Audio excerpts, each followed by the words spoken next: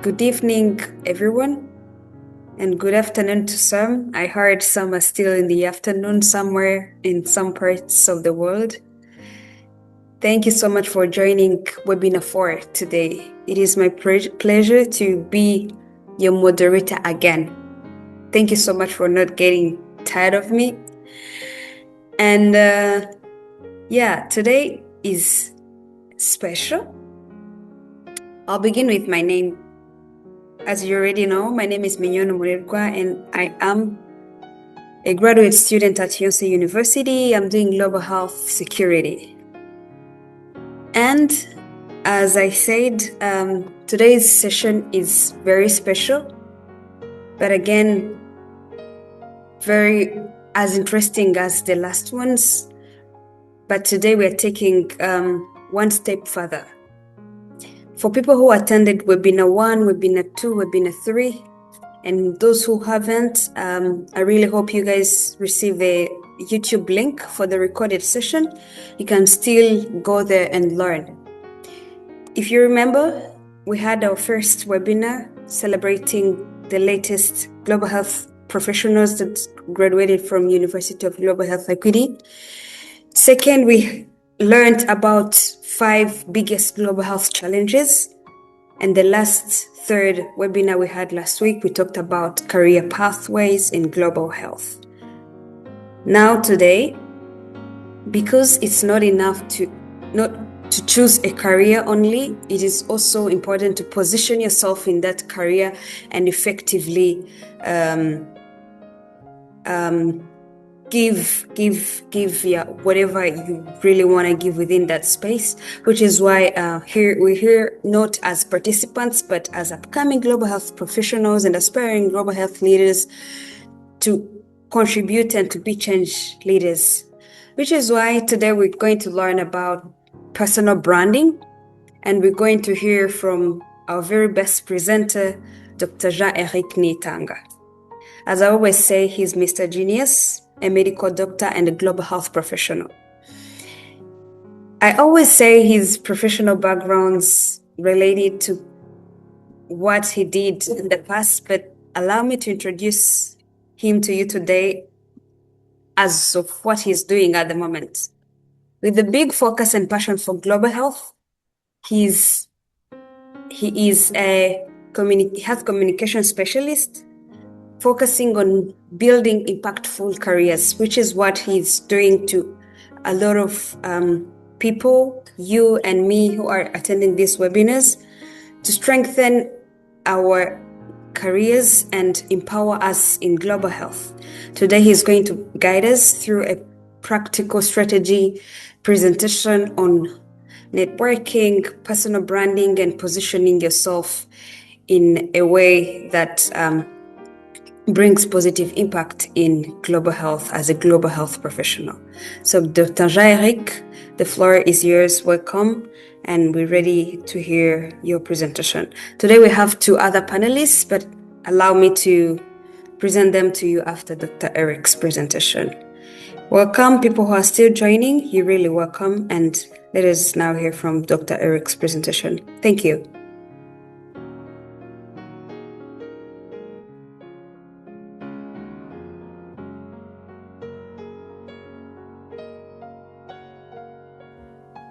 Okay. Minyono, thank you very much. I hope you can see my screen.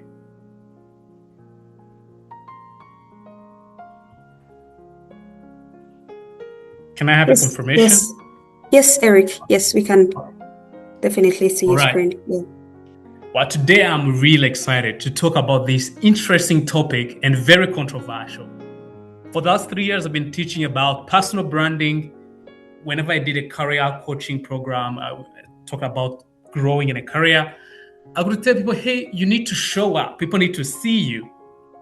You need to brand yourself. And the people were very, very reluctant to believe. They're like, yeah, that's arrogance. That's all that. I think I should work hard and my work will show. I don't need to just to be this thing of being shiny, you know? Then today I'm really excited to talk about this, especially as we have been progressing in finding your niche in global health, building a career in global health, why positioning matters and why personal branding matters. I want to start with, and I'm really excited to be joined by Julius and Mugabo. They are professionals. They will really share great insights on this very aspect, on branding and positioning. The whole purpose is, how do you put yourself in a position to get opportunities in global health in particular for this moment?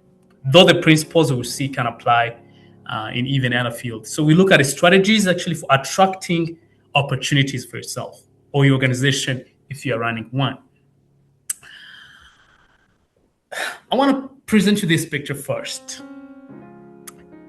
I was born and grew in a culture where talking about your achievement is discouraged. In Rwanda, you're like, yeah, it's arrogance, it's narcissistic, stay modest. They tell you this when you're a kid and you grow up believing it, which is the reason why some people were resistant to my proposal that they need to brand themselves, they need to show up, they need to talk about what they have achieved. It's narcissistic, it's arrogance. But is it really the case? Being humble. There's being humble, there's even being too humble. But here's the proposition I want to make, just a confession I want to make to you. If people can't remember you, they won't help you. Because you might be in the room and you meet someone and you tell them something, you introduce yourself, and when they go home, they forget about everything you said. If people don't remember you, they won't be able to help you. Why? Because whenever opportunity comes, people think of someone, like we have this work, we have this service we need from a certain company. Whenever there's an opportunity, people think of someone. How can that person be you? Be it a job, be it a scholarship, be it a business deal. What makes people think of you? Because if they can't remember you, they can't help you. And how can they think of you if they can't remember you? So there is a cycle. They have to remember you so they can think of you. But wait, how can they even remember you if they have never heard or seen you before? You see the cycle. They have to hear you or see you somewhere. Then you should be really memorable enough that they'll remember you. And when the opportunity comes, they can think of you. Simple cycle. I was challenged to believe from this book called Show Your Work. Actually, it shows how to make your creativity, how do you share it and make yourself very discoverable. This is the reason why being remembered is important. And to be remembered, you have to be known. You need to be findable, discoverable. So that opportunity can come to you. So, maybe if you're still against this idea, think of yourself. If you're, let's say, you're looking for a job, you are selling your service, your skills to a company. Think about it like a business. Think of yourself as a business which sells skills, just the way Apple sells products. Then why would some people buy from you if they don't know you, that you have those skills? Could you buy a phone if you didn't know it exists? No way. It's all around the marketing, just the way business do marketing. Like Apple projected to spend 7 to 9 billion US dollars in the marketing this year only, 2026. Marketing is a big part of business success. Something in a career, you need to also be able to market your skills and the product you sell. But the question is, how do you do that? I want to just present to you this simple framework. This slide, if you remember it, we can't even close. It's a strategy I've been presenting to different audiences on how do you build a personal brand. What is a strategy? I call it 3 Ps. Proposition, profile, and post. I'll talk about one by one, just 1 minute per each. Then we can go into discussion with a panelist. This is the slide I want you just to take home.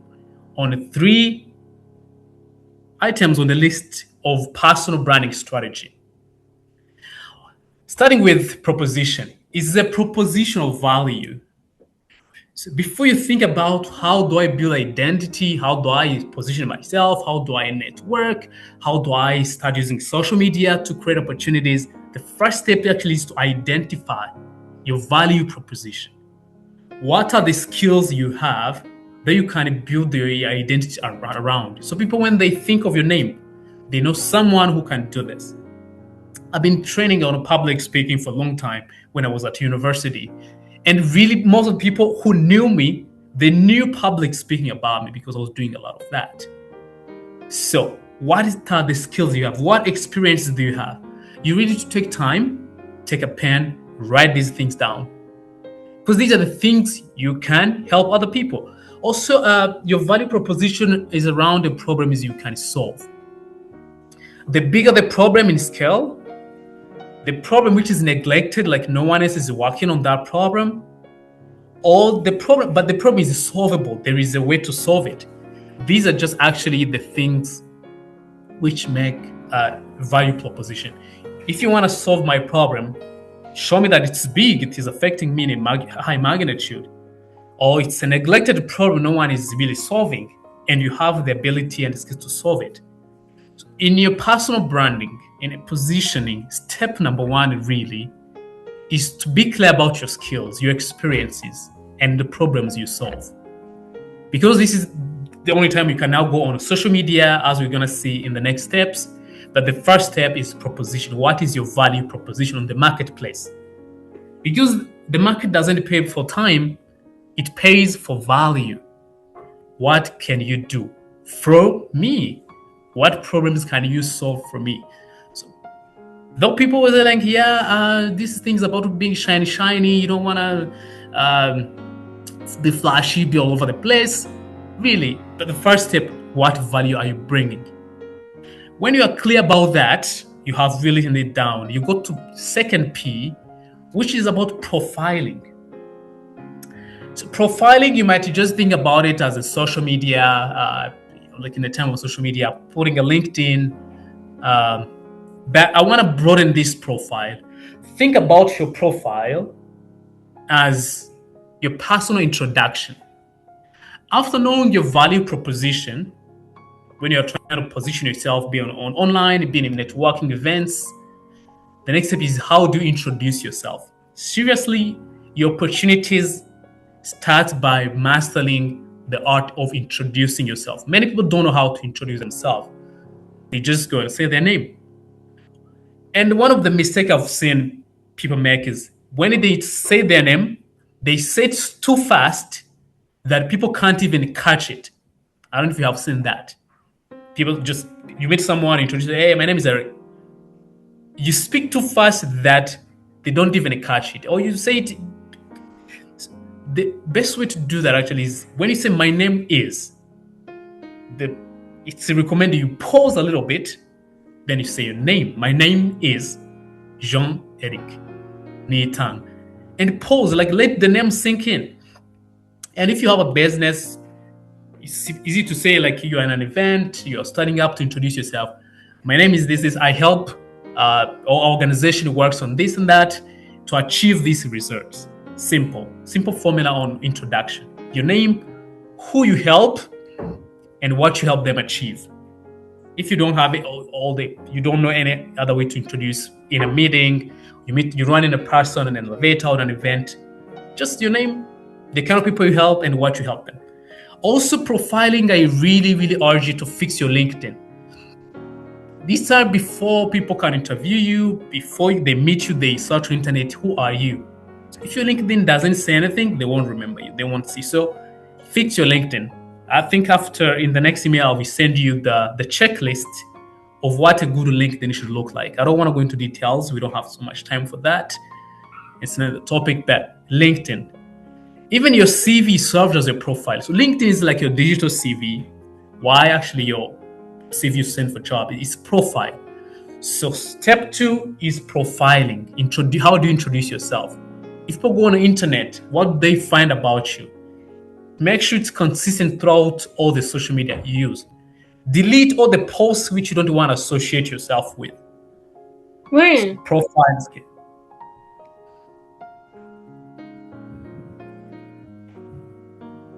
The last step is posting.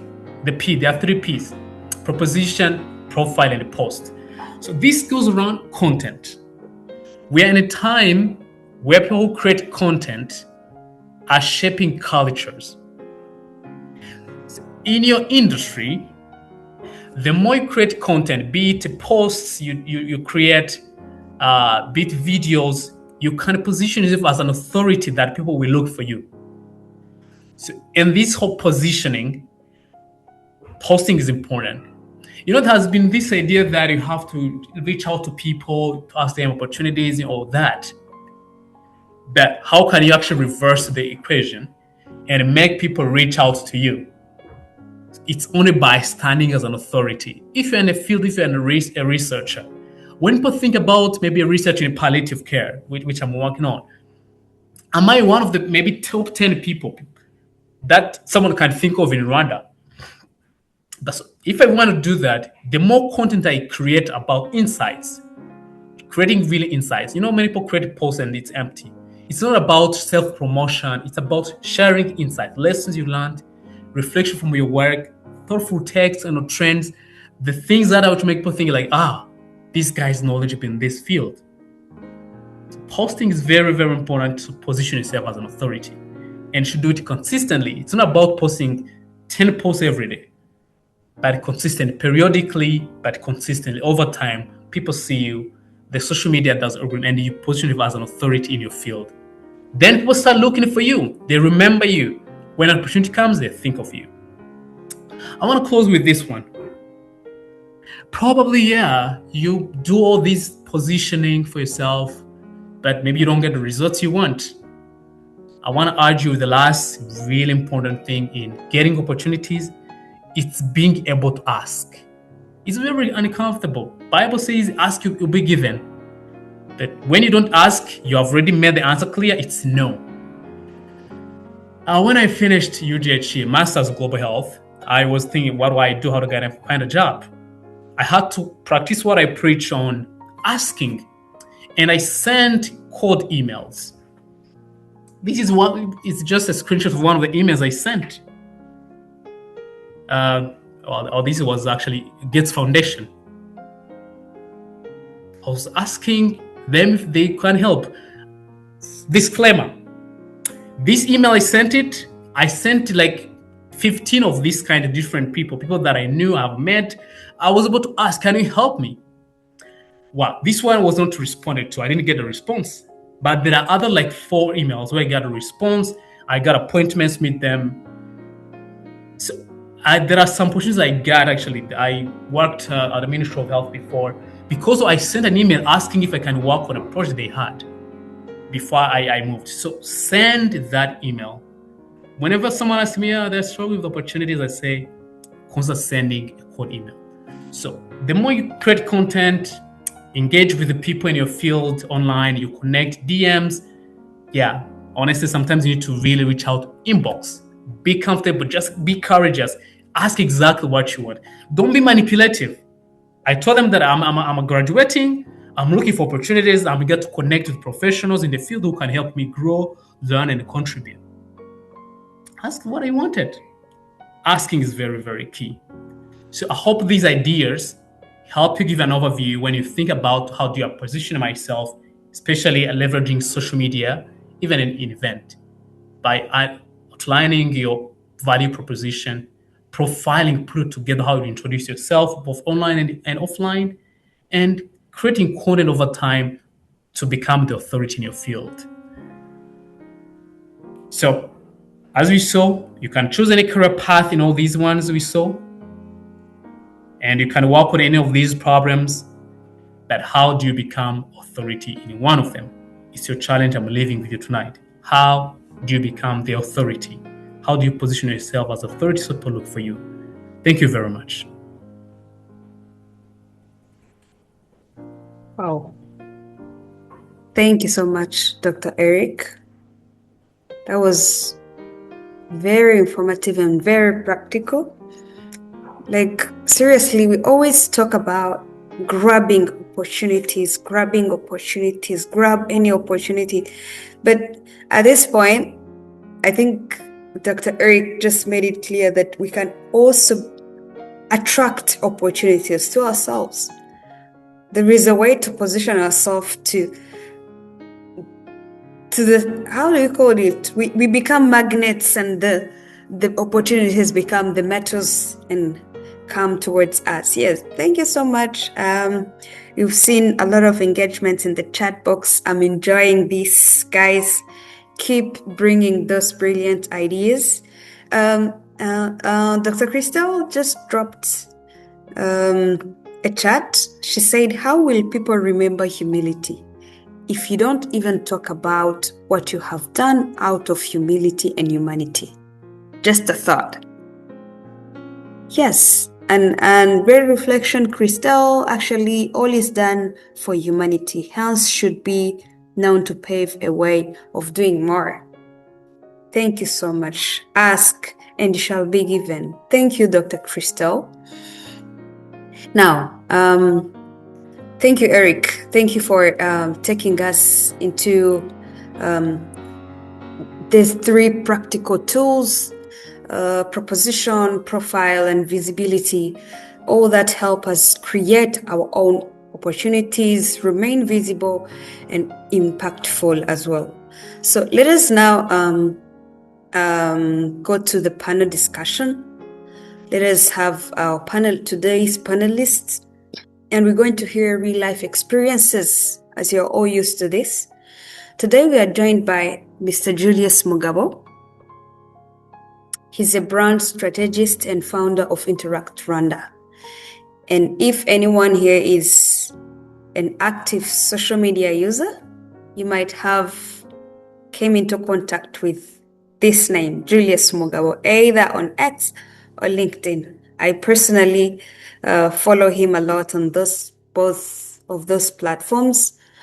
Therefore, I am excited to hear from him, and you should be as well. He has a strong expertise in working with individuals and organizations, especially when it comes to building visible brands and remaining impactful. Mr. Julius, welcome. Please, I think your video is not on, but please put it on and then say hi to us. Let the people. Hi. Hi, Julius. Okay. Why your camera is off, and we really need to see you. Okay. Let me. Sorry, a minute. About like this? Yes. Can you see me? We can clearly see you. Hi. Okay. Welcome. Hi. Yeah. Thank you for having me here. I think my presentation is just going to be brief as possible. Possibly 2 minutes, maximum 3 minutes. I don't know if you can hear from me. My voice is a bit low. Can you hear me? Yes, we can hear you. No worries. But Okay. 1 minute. Let us also introduce Dr. Eric Mugabo.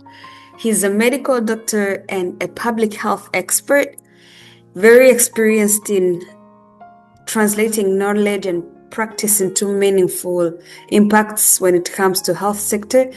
Let us also have Eric Mugabo wave, and then hey, welcome. We're so excited to hear from you both.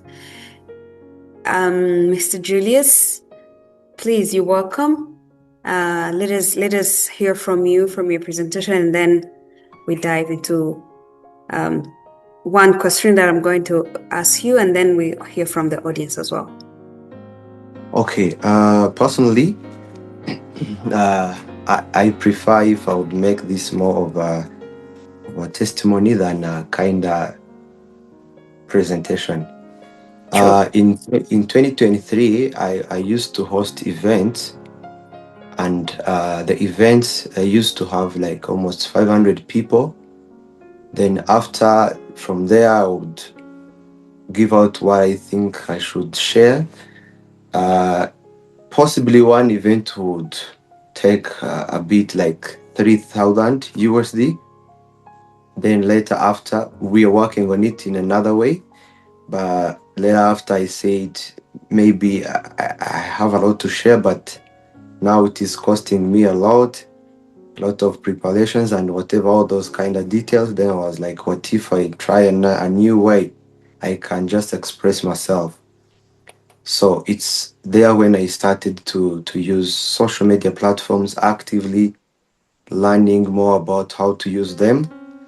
And as of now, we speak today, there are so many interests I wouldn't be able maybe to mention A, B, C, D. But so far, I have 2X accounts. One is 7,000, another one is 32,000. So far on X, on a monthly basis, our reach can be to 6 million audience monthly. Our LinkedIn is 12,000 so far. Like last month, we had 8,000 plus viewers. We also have an active Instagram account. We have 2 of them, but of course, let me talk about the one registered in my name. So it's 12,000. So far, we have like 3 million viewers, and we also have another account that have 300K followers, and all that was built within these 2 years. So, like I was saying, there is a recording I'm about to release shortly. All those views means nothing if there is no impact. So, financially, they helped me. So far, we are working like a team. My company is called Interact Rwanda. We are helping brands to scale in form of just scale their brands. So far, we are a big team. We have 18 people, and those are based there on the office, and others are just maybe on a certain project. So without going far from what Elik expected us to speak, it was about personal branding, how you position yourself. So today, I have one belief. We can't lead your mind. I don't know. Do you see me, or my video is off? We can see you. We can see you. Okay. So no one can just read your mind. It's about you to sit down and you say, I mean, what is in your mind, and we know it.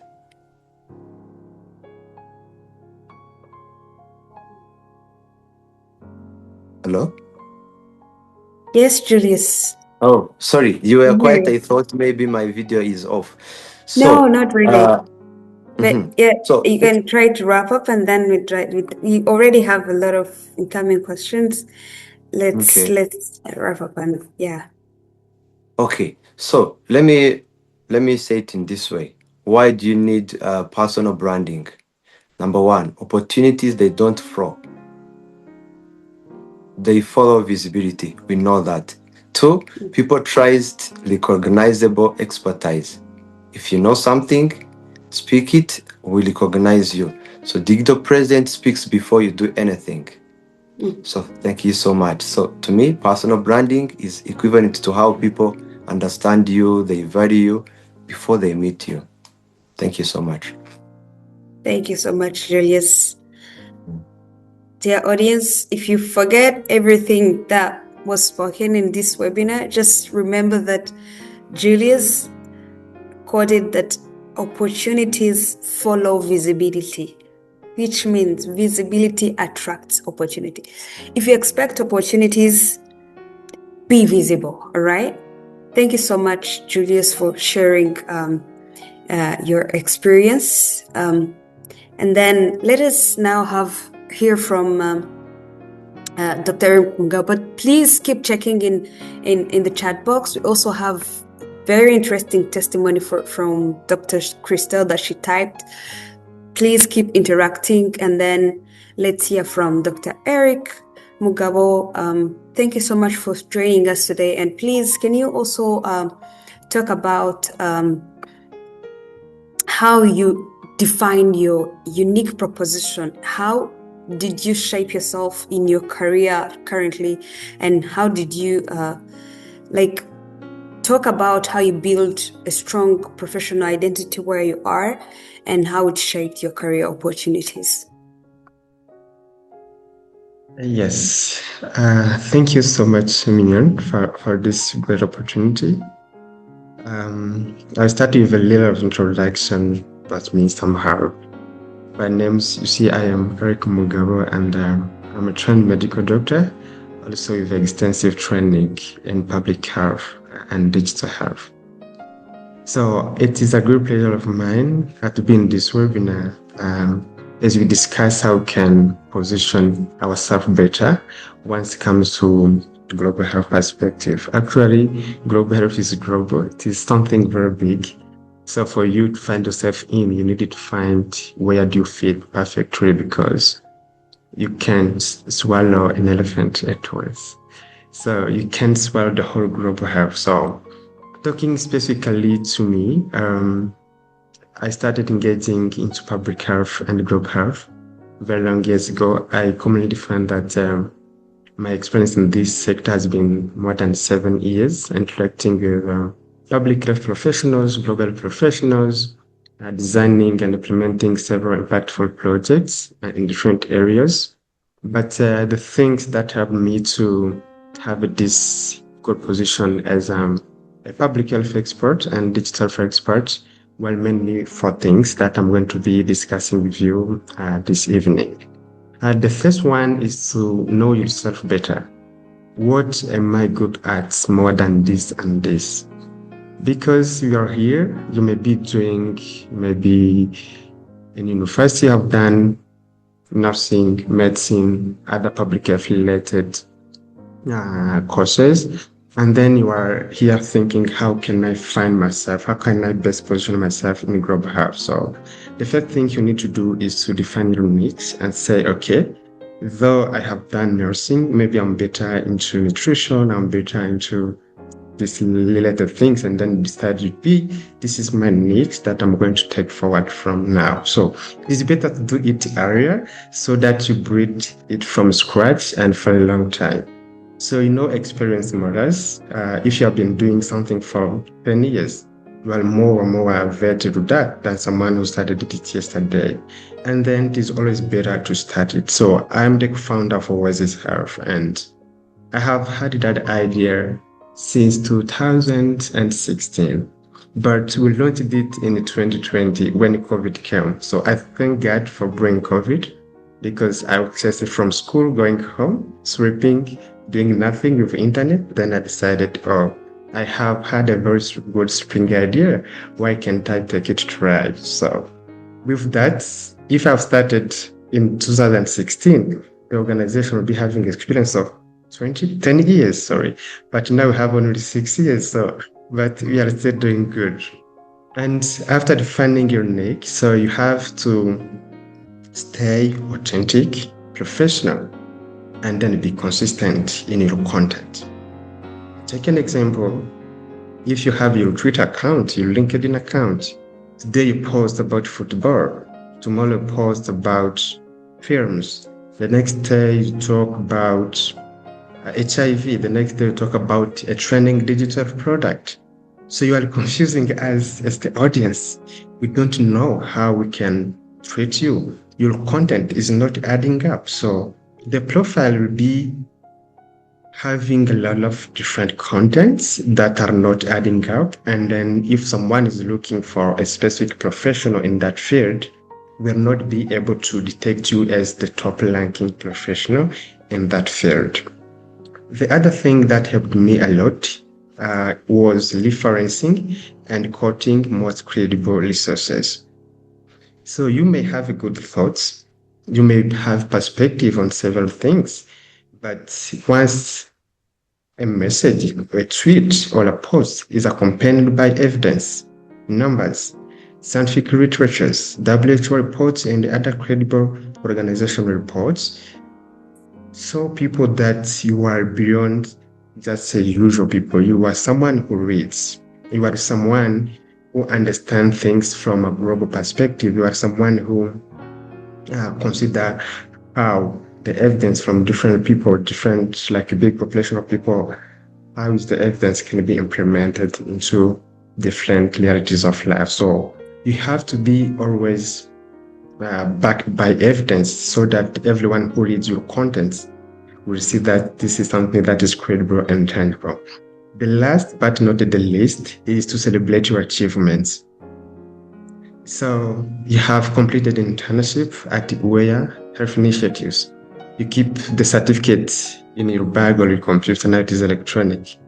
So, and then Mignon is in Canada or somewhere is looking for maybe a research assistant or an admin assistant or someone who can assist her usual work.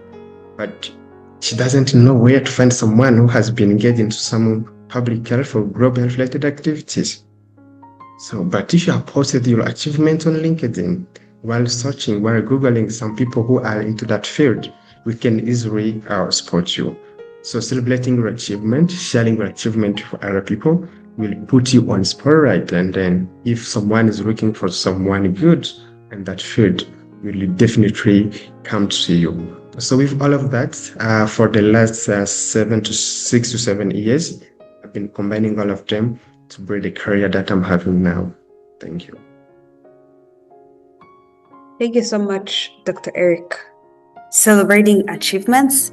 And also, there is something important you also talked about, similar to what Julius just typed in the chat box: content.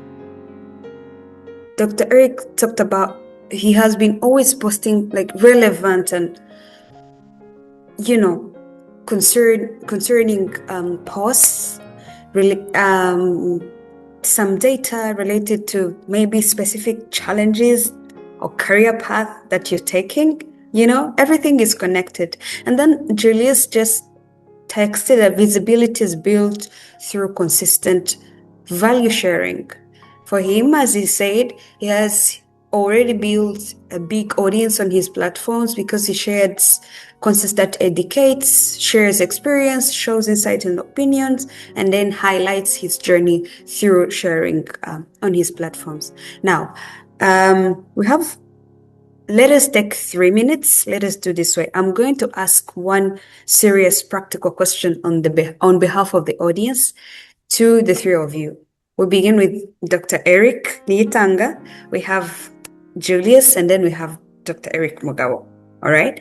So the question is this: if a young global health professional who is here today starts today and wants to become visible and memorable within the next 6 months, please, each one of you is going to mention one specific action that he or she can take that would advise him or her to take, and why. Does it make sense? If I am an upcoming global health professional and I want to be visible within 6 months and I'm starting today, what is one specific thing should I be mindful of, and why? Okay, yeah, let me go fast. I think that's the order you mentioned, right? Mm-hmm, true. My answer is very simple and straight, and I read about it actually in the chart. I think Kiki mentioned that. Simple. Show your work. Many people think they're waiting to be perfect. They are waiting to accomplish something, to be experts. And they don't get started in sharing what they're learning, what their experiences are, because they think it's an imposter syndrome many people carry. They think they're not good enough. But I challenge you, if you can just post one content every week, consistently for 6 months. And maybe you might not figure out your niche right now. I'm sure at the beginning you'll be hitting here, next time you hit there. But along the way, you find actually what resonates more with the audience, what people trust you more about. But yeah, I would say show your work. Start and post consistently. Show your work. Thank you. Yeah, you don't have to be an expert, a guru. In the book, Show Your Work, I will share you the copy later on. They said you don't have to be a guru, you can be a guide. Share what you've learned in the last week. That will be enough. Thank you so much, Dr. Eric. Julius? Okay, so straight to it, personally, I would recommend him two things. Number one is joining Uncle AI. Joining? Uncle AI, Uncle AI. Okay. yeah, because personally, 80% of the work I do is AI. Personally, I pay more than you. I don't know, you wouldn't believe this, but personally, every month, I pay more than 500 USD to access more than 32 whatever AI tools. Yeah, that's what I do. Every time if I'm washing, if I'm just doing simple work in my house, there is a recording. I'm talking to AI. Hey, AI, I've done this and this. Tell me how am I going to present? Is AI is just a friend who is closer to me, like Abadi, we stay in the same house. So AI will teach you how to post, how to do whatever, everything you think to do. AI has it. The only thing that you have to do, go and also as well learn how to do prompt. Prompt engineering is open to everyone. So everyone can post, but with best prompting, I mean, giving order AI, you can give it the right order. Say, do like this, speak like a doctor, speak like a nurse, speak like a medical engineering, whatever. It is going to help you. Number two, there are people in the same niche who are doing the same. They are fellow nurses, they are fellow fabricators, whatever. They have been doing the same thing. In social media and online presence, whatever, you never grow alone. You need people around you. Yeah, that's what I would tell them. 6 months, things would work. Thank you. Thank you so much. That's a very, very good challenge. And someone just everyone was hyping like let's use AI. AI is so important, leveraging AI is important, but use it responsibly. That's another topic. Someday we're gonna maybe have a chance to have it. But thank you so much, Julius, for bringing that on our minds today. Eric, like wrap up so that we spare some time for the active audience we have today and we hear from them. Yes. Okay. Thank you so much. So for me, if someone is willing to position him or herself better in the global health perspective, I could advise two main things. The first one is to define or to determine whom I want to be. That is equivalent to defining your niche, because I consider this as the start of what is going to determine where you invest most of your efforts. So that whatever the break you have today, the break you have today is adding to the one I want to be in tomorrow. Like here, if you are having that aspiration of becoming a global health practitioner or a global health expert, you now see conferences, and then this is about HIV, this is about digital health. I see, okay, for me, I want to be a digital health group. So once you have defined that, you'll be investing all of your efforts into that aspect. And then the second thing is that if you have defined what you're planning, what you want to do, then show it to the public consistently, so that they can know it, so that they can know that you're there, so that they can connect to you, so that they can network with you. There is this Kinyarwanda proverb that says, "Wabuze umuranga heza umurugo." So our today's umuranga is Twitter, is LinkedIn, is Instagram. So leverage all the resources that are available, that are free, and then you start from there, building your career. Thank you. Thank you so much. At least I really hope everyone here learned one thing, that it's important to stay active in this path of global health and let the world know what you're doing. Let them know, communicate, because I think it's Eric or Julius who said it, people can't read your mind. So let them know. All right? So our 10 good and best last minutes for the audience Let us have Crystal. She has raised her hand, and anyone else who has a question, an addition, or any other thing they want to share with us today, this is your time. So, Crystal, welcome, and then we go to Q&A session. Thank you. Yes, thank you so much, guys. First of all, I excuse myself. I'm in a mess. I can't put on my camera. My apologies. Okay. It's all right. I'm so happy to be in this webinar and to see my good friends, Dr. Eric and Julius. I'm so proud of you guys and your journeys. And I wanted to add in a comment. So sometimes when we talk about networking and having partnerships and also personal branding as global health professionals, sometimes it sounds so professional that we forget the authenticity behind it. Matter of fact, I think I told it to Julius and Dr. Eric one day. I told them that my net worth is my network. Like my network is my net worth. Put it all reverse or inverse, it is what it is. But at the end of the day, when I think about my network, I don't think about the big names.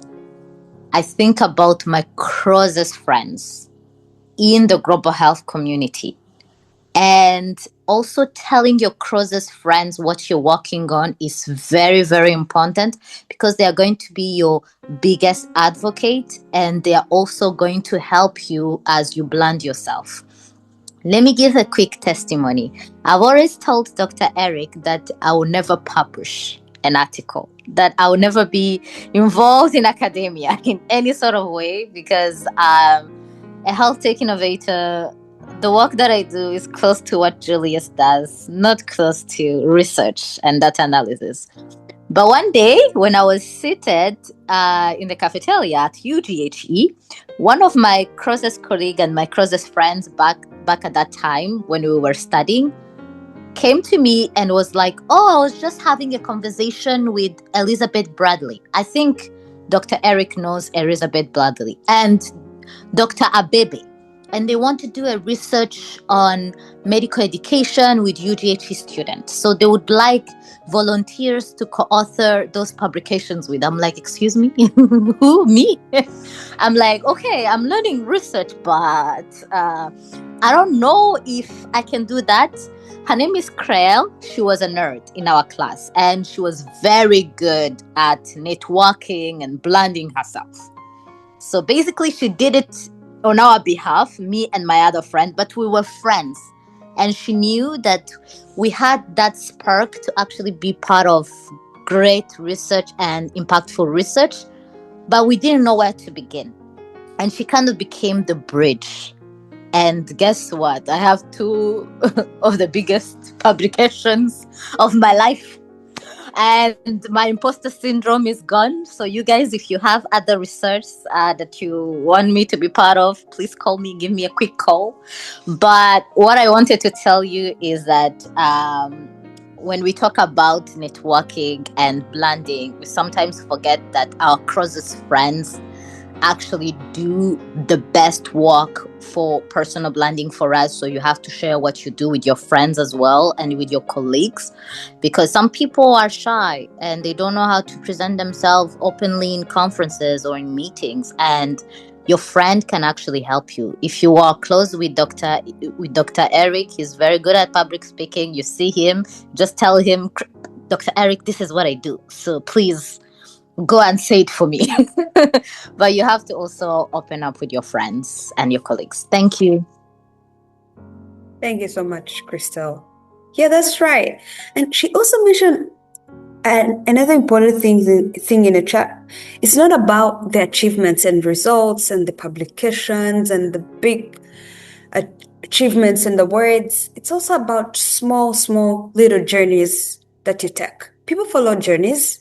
Please read in the chat section. It's very insightful and informative.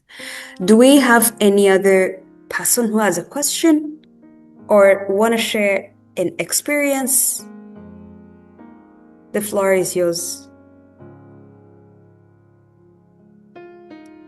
Meanwhile, as we wait, I also have another question, specifically for Dr. Eric. On the email, there is a sample email you showed us that you wrote to someone, and sometimes we meet people, like as Christelle said, some people we know in the field we're working or we're studying in, and I want to ask how to follow up after meeting someone, maybe at an event. I saw a line you inserted in your email reminding the person, like, this is where we met, you were presenting about this, I was interested, something like a reminder so that it comes to his or her mind where you know her or you know him. So my question is, what is the best way to do this so that it feels natural and still communicate clearly, rather than coming across like, so that it doesn't have to sound like you want that person to know that you're there, so you want to keep him or her to yourself. I don't know if you get me well. What is the most convenient and natural way to let someone know that you've met somewhere and you'd really love him or her to be part of your network? I don't know if it makes sense, but yeah, I understand you. It's really challenging many of us. Like, yeah, how do I do a follow up? I met them. They give me a business card. Like you find you have business cards tucked in your cupboard, and it's time you have to reach out somehow and see if you can nurture that relationship. Because real networking, many people make, as he said, make it fancy, like it's a professional thing, but it's about relationship. Seriously, it's the same way you meet a woman or a man and you're interested in, and you have to connect. How do you nurture that relationship? I can see two things which are very, very important in follow-up emails, especially maybe you're looking for up to that person you want to connect with. One, I try to do it is what's in it for them in a relationship, in connecting with you, what's in it for them. Yeah, because many people approach networking with a tech mindset. Help me this, can you do this for me? What if you approach the person with, how about doing this for you? Even if you had a conversation in the city, they talked about maybe they're looking for a restaurant in town. You can catch that. And in the email, instead of talking about the things you want, I want you to tell me this, I want a job, I want internship. Talk about, you mentioned about a restaurant, I have a list of recommendations for you, can try. Oh, now they are interested because there's something in, you're giving yourself away to help them with something. It's something you can try. If you want to network with someone, look into what they are doing, their work. Is there anything you can do for them, you can support them with? Because people they're not interested in you. It's a relationship. Number two, some people, they try to connect with someone, but they don't do their real assignment. When you ask me a question about my work, and it's somewhere, maybe I recorded a video about it, I wrote an article about it, it's all over the place, I talk about it, and it seems you have not even did your research. I feel like you are taking too much. So do your homework, do your research about the person, and don't just, because it helps you actually to find where you fit in their schedule. Otherwise, it's a change from person to person. People have different personalities, but really, if I can say one thing, don't approach networking with a tech mindset. Try to find what are you able to offer. So another person will now try to connect, and now they find a way to help you. Give them what they want, more like they give you what you want. That's how I would say the best way to follow up. that's true. Yeah. Thank you so much. That was so insightful. Yes. Thank you, Dr. Christelle, for And someone sharing. can share also how they do it, because that's me speaking. Anyone else who want to share or have any other question?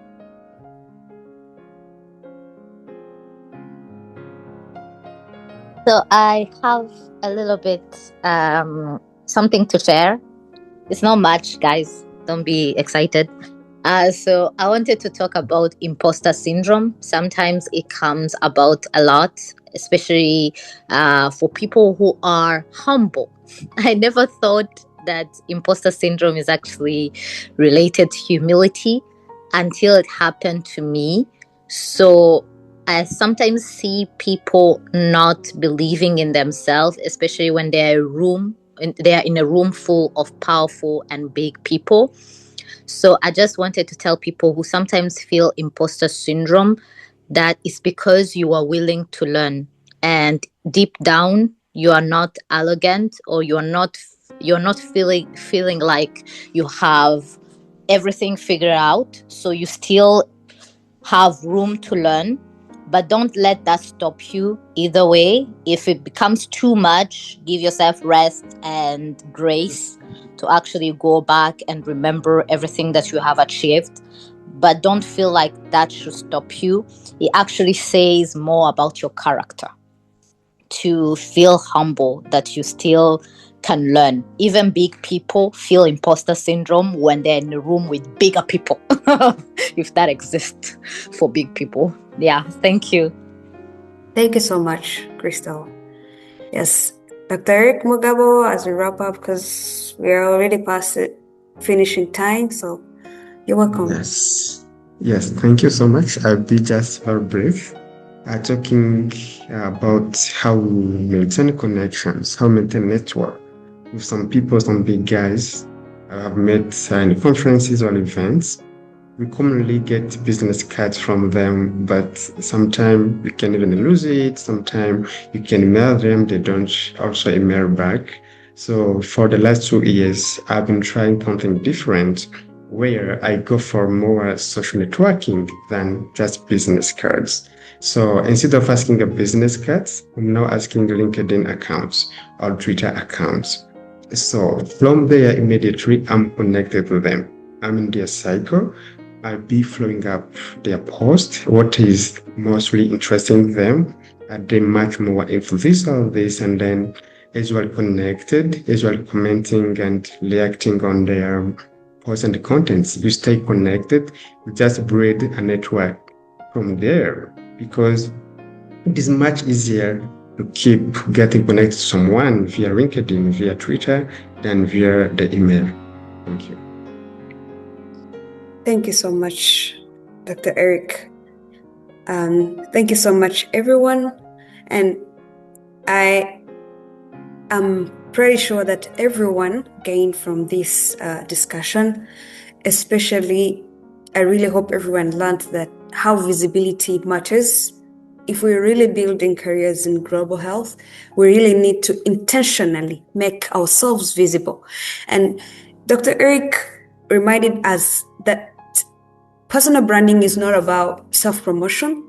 Instead, it's about making your impact visible to others so that you'll be able to connect, to support, and they can be able to collaborate with you as well. So thank you so much, everyone. Thank you, Dr. Jean-Eric Nitanga. Thank you, Julius Mugabo. Thank you, Dr. Eric Mugabo, for sharing your knowledge and experiences to each one of us.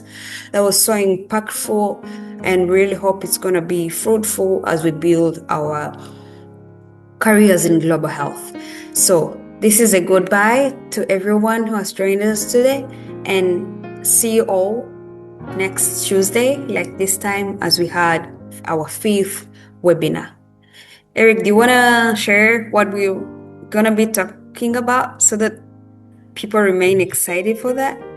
Yeah, this is going to be a teaser. Let's say you got this opportunity. Someone is interested, they saw you on the internet. They invite you for an interview, whether you send CV or not. How do you do well in that interview? I've worked with clients on that, and I'm going to share with you a 5-point agenda. I wish I knew this before. I couldn't have struggled with interviews. The 5-point agenda you can use in any interview and do very well. So don't miss, it's going to be the last webinar. So let's put it together. Let's end on a high note. Let's finish it strong. very, very exciting, very important. You do not have to miss this, and I will not miss either. Thank you so much, everyone. See you all next week on our last but never least webinar, 5th webinar. All right, next Tuesday, 7:30. That's the appointment. Thank you so much, everyone, and good night. Bye-bye. Bye-bye. Good night, guys. Bye.